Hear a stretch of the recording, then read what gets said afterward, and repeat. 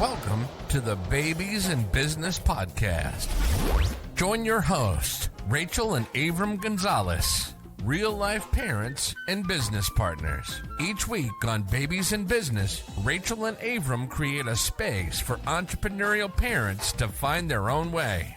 They'll dive into insights on topics like leadership, efficiency, self-awareness, budgeting, and human psychology as they nurture their family and build their business. Here's your hosts, Avram and Rachel. Hey, you know what? We've all been there before. You got a toddler screaming in your face. It's been a really long day. You're losing your mind. Yeah. Maybe you do actually lose it a little bit. Say something you regret to your kid. Oh my God. Yep. You know, we've Or maybe all been say there. something in a way that you wouldn't like to, with a tone of voice or whatever that might be for you. Oh my gosh.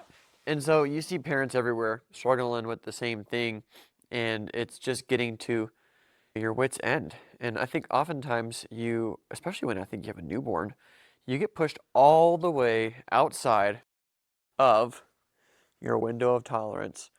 Now, that's the topic of today's episode, is the window of tolerance. We've mentioned it in past podcasts. I think episode 57, we mentioned it, what to do when your partner is spinning out.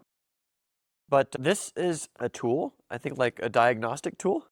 Yeah. That's super useful for you to understand both where you're at emotionally, mentally, but also maybe understanding and having some compassion for other people that are going through a hard time. Yeah, so it was introduced to me by, and we have August here. He's a lot to say. Gonna be some background music here.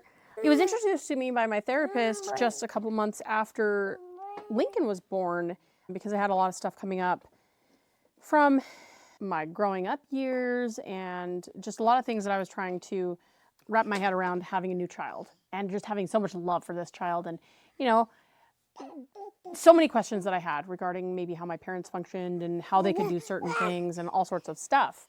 And what was explained to me was, well, everybody has a window of tolerance. And just imagine that, a window that you look out of, okay? That it's a space, it's a frame that takes up some space, some glass.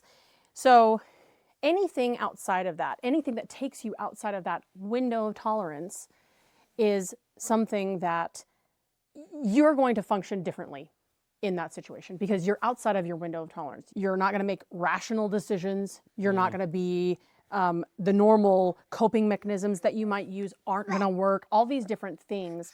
And so I'm not going to go into all the things that she said about it, but basically what it was for me, the tool that she gave me was, when you're having those days and you feel like you just can't do anything and you are outside of your window of tolerance, and she helped me understand like what those triggers were for me, what indicated that for me, like the red lights that would come on for me, like check engine light, what those were.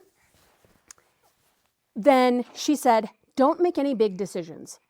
When you know you're outside of your window of tolerance, don't make any big decisions. Just do the things that are just required, just the things to survive. That's it.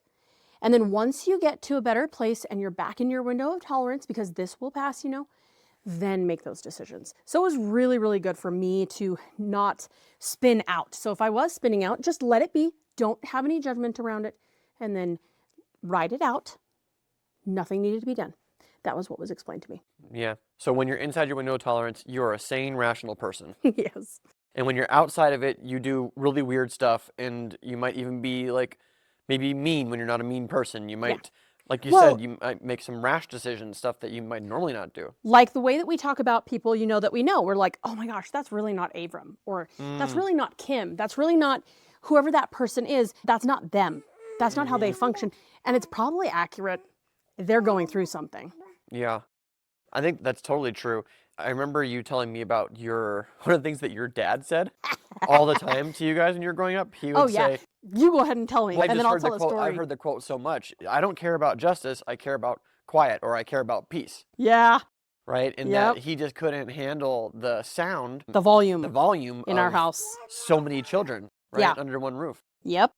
Well, and for me, that absolutely got me, because I was probably the one taking something to my dad and basically saying, I want justice, Dad. And he's like, no, I can't give you justice because I just can't. My window of tolerance doesn't allow me that. He's not saying this, but this is what looking back, I might interpret. I just need quiet because I am at my limit right now. And past it.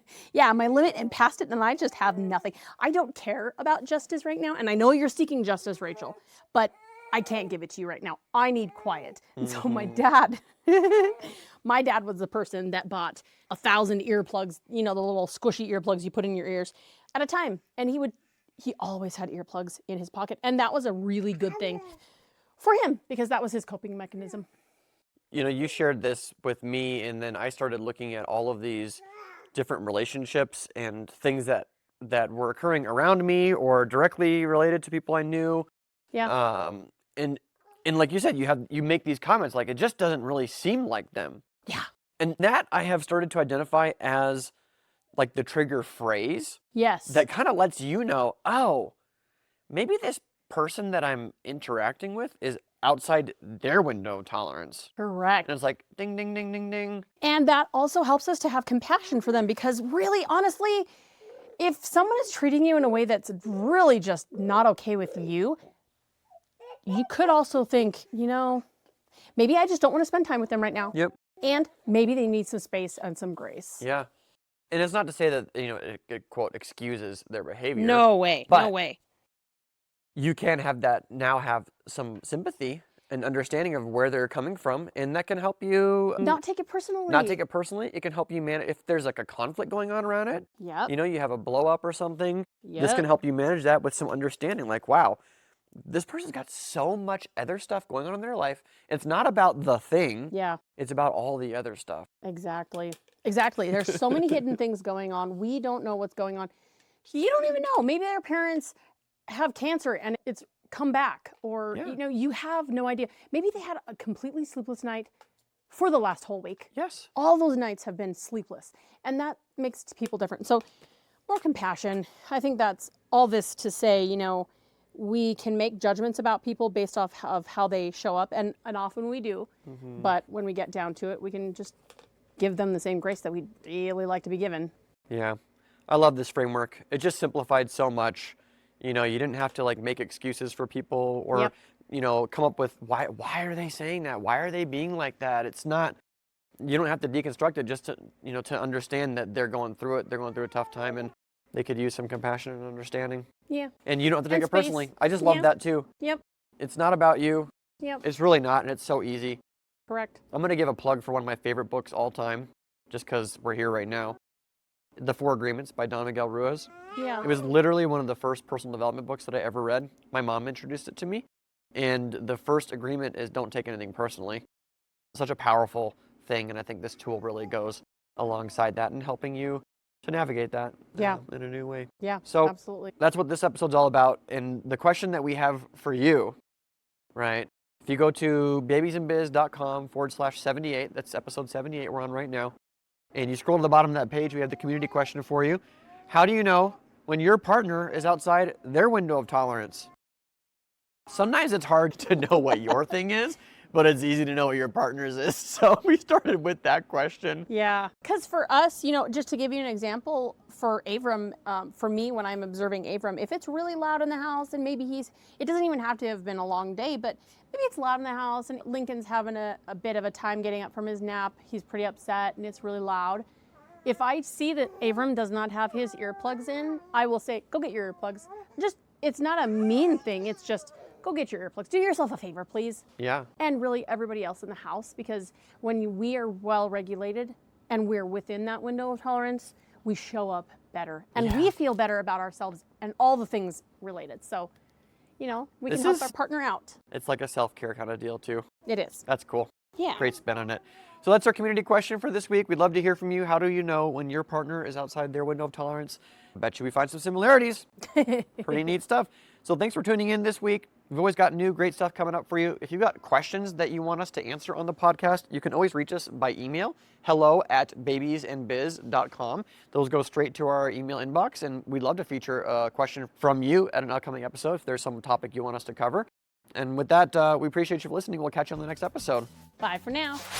Thanks for tuning in to this week's episode of the Babies in Business podcast.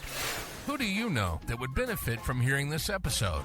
Share it with them and post about it on social media. You can find the show notes for this episode, free downloads, and connect with the rest of the community at babiesandbiz.com. We'll see you next time.